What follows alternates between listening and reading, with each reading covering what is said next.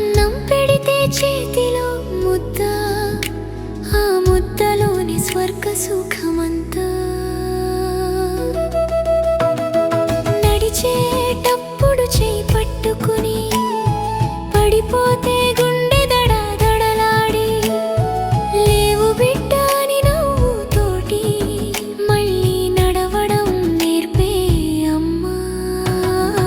అమ్మ ఒడి పాఠశాలే, అమ్మ మాటే మొదటి గీతే. నీతి నిజం ప్రేమ బాట అన్నీ నేర్పే అమ్మ మాట.